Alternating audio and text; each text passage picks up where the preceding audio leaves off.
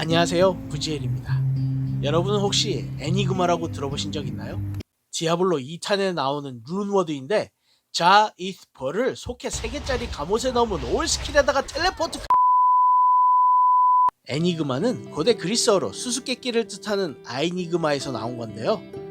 영화 이미테이션 게임의 실존 모델인 영국의 천재 수학자 앨런 튜링은 세계 2차 대전 당시 나치 독일군의 강력한 암호 체계였던 애니그마가 찍어내는 암호를 풀지 못해 연일 패퇴를 했었던 영국군에서 암호 해독을 했고, 결국 성공해서 연합군의 승리에 결정적인 공헌을 했으며 그의 업적 덕분에 최소 14,000명의 인명을 구했고 종전을 최소 2년을 앞당겼다고 현재 평가하고 있습니다. 세계 2차 대전 때 독일한테 계속 패배를 했었던 영국군은 암호를 풀기 위해서 천재들을 영입했는데, 당시 체스 챔피언을 2회나 차지한 휴 알렉산더, 언어학자 존 케인 크로스, 옥스퍼드의 수학자 피터 힐튼, 그리고 암호 해독의 천재였던 조앤 클락을 모았죠. 암호 해독 업무를 맡기 위해 면접을 보러 간 앨런 튜링에게 군 장교는 애국심에 관한 질문을 하죠. Why do you wish to work for His Majesty's government? Oh, I don't really. 주인공은 그런 것에는 관심이 없다고 잘라 말했는데, 만약 이 대답 때문에 앨런 튜링이 애니그마 해독에 도전할 기회를 얻지 못했다면 어쩌면 우리는 지금 영어 대신 독일어를 배우고 있을지도 모르겠네요. 앨런 튜링은 군에서 독일 베를린의 잠수정 등에서 보내온 메시지를 해독했는데, 이 과정에서 튜링은 암호학의 새로운 기틀을 다졌으며 통계학과 기계화할 수 있는 논리적 방법을 통해 모순을 제거해 나갔죠. 애초 엄두도 나지 않던 암호문 해독 시간은 차츰 줄어들어 나중에는 1시간까지 줄였는데, 당시 정보통신 수준을 고려하면 사실상 거의 실시간 해독 수준이었으며, 튜링은 독일의 공격 계획을 꿰뚫었지만 암호문을 해독하고 있다는 사실을 독일군이 눈치채지 못하도록 하기 위해 무시할 공격과 대응할 공격을 일부러 나누기도 하는 단계까지 이르렀죠. If we can get a message to that Come on, convoy, Dennis, she stop can... us, please. No. It's urgent. No. What the hell are you doing? You can't call Dennis. You can't tell him about the attack. What are you talking about? We can have air support over that convoy in 10 minutes. Let the U-boats sink the convoy. Look, it's been a big day. Maybe you're suffering from a bit of I shock. Don't have time for... No! That's enough! That's enough! Stop, you! John, the attack is in minutes. Yes, no, fine.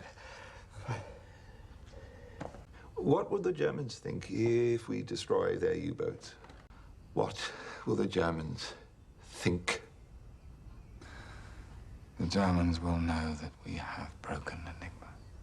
They'll stop all radio communications by midday, and they'll have changed the design of Enigma by the weekend. Yes. 2 years' work. Everything that we've done here, it'll all be for nothing. 암호기의 밀반출은 곧바로 모든 암호화된 문구의 노출을 의미하는데, 꾸준한 감청을 통해 데이터베이스를 쌓아 분석하면 어떤 글자가 어떤 글자로 연결되는지는 쉽게 알 수 있어서 매번 사용할 때마다 규칙은 다르고, 또한 그 규칙의 경우의 수가 많은 그런 암호기가 필요하게 되며, 이를 위해 애니그마의 두뇌라고 할 수 있는 회전자가 만들어지죠. 26개의 알파벳으로 이루어진 3개의 회전자는 키보드의 글자를 하나씩 누를 때마다 첫 번째 회전자는 조금씩 회전을 하며, 한 바퀴인 26번을 첫 번째 회전자가 돌면 시계 원리처럼 두 번째 회전자가 한 칸 움직이고, 똑같은 방법으로 세 번째 회전자도 움직이게 됩니다. 여기서 가능한 회전자의 조합수를 생각해보면 17,576가지가 되는데, 회전자들은 고정되어 있는 것이 아니라 서로 자리를 바꿀 수가 있어서 6가지의 가능한 조합이 되고, 또한 그 위에 써있는 알파벳이 회전하는 링 위에 표시되어 있어 이를 의미로 변경시킬 수 있는데, 이는 회전자의 조합수를 더욱 복잡하게 했죠. 회전자의 처음 위치를 어디로 할지의 가지수, 거기에다가 회전자들의 의미 변경을 통한 경우의 수, 즉 총 18억 5,349만 4,656가지의 가능한 애니그마의 상태가 존재하는 것이고, 다양하게 경우의 수를 폭발적으로 늘려 약 49회라는 22자리의 천문학적인 경우의 수를 만들어냈었죠.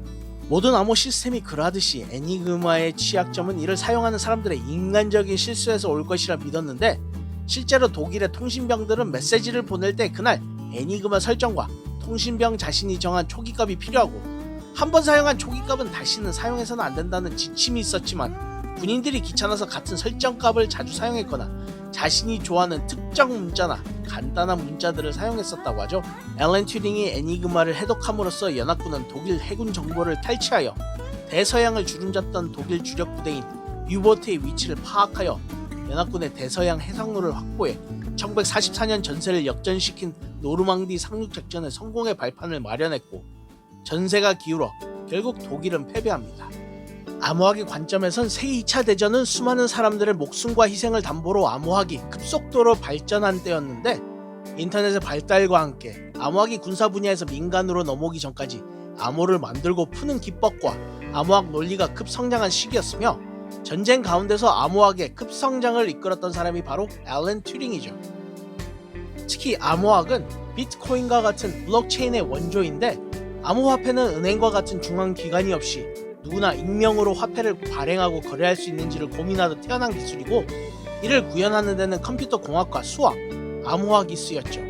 튜링 머신의 개념을 온전히 구현할 수 있는 프로그래밍 언어를 튜링 완전 언어라고 부르는데 이더리움 블록체인이 비트코인과 구분되는 가장 큰 특징 중 하나로 일컬어지는 튜링 완전성과 튜링 완전 언어가 바로 앨런 튜링의 이름에서 따온 개념이죠.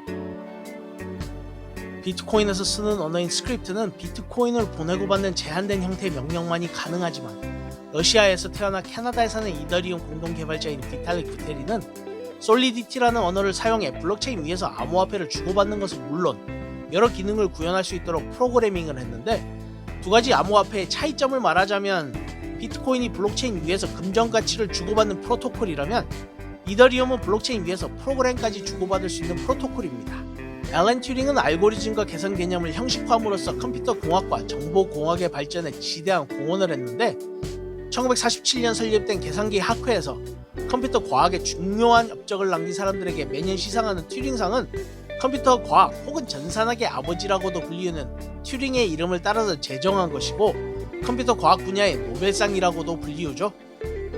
하지만 튜링의 동성애 성향이 영국 수사당국에 적발됐고 1950년대 당시 영국 형법상 불법이었던 동성애의 혐의를 받아 중범죄였던 동성애를 치료하기 위해 감옥에 가는 대신 화학적 거세형을 선택해 1년간 호르몬 치료를 받아야 했는데 영국이 에스트로겐을 주사하면서 치료하려 했던 그는 유서를 남기고 독이 든 사과를 먹고 41살의 나이로 자살했죠.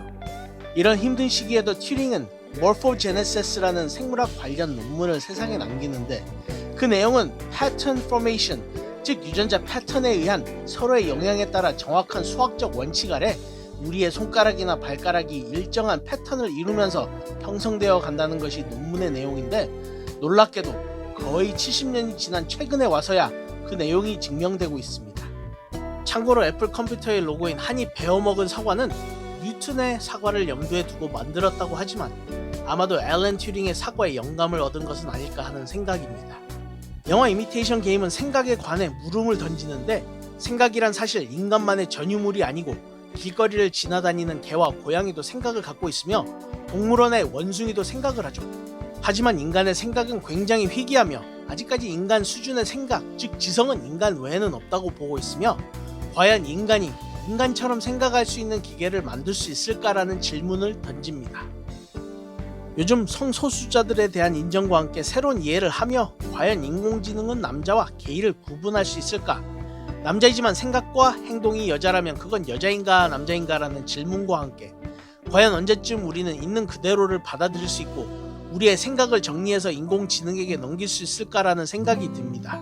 외국에선 성소수자들을 의미하는 단어로 LGBTQ가 있는데 레즈비언, 게이, 바이섹슈얼, 트랜스젠더 그리고 퀴어의 첫 알파벳 글자이며 예전엔 성소수자 혹은 동성애자들을 변태 혹은 성적 쾌락을 추구하는 사람들로 보는 시각이었지만 실제로 성 정체성의 혼란을 겪는 사람들을 직접 만나보면 그동안 가졌던 시선과는 다르다는 것을 알게 됩니다. 특히 아이가 성 정체성으로 인해 혼란을 겪을 때 부모는 아이의 아픔을 공감해주면서 가급적 정상의 자리로 돌아가도록 도와야 하겠지만 만약 안 된다면 자녀의 선택을 받아들이고 지지해 주어야 하겠지요.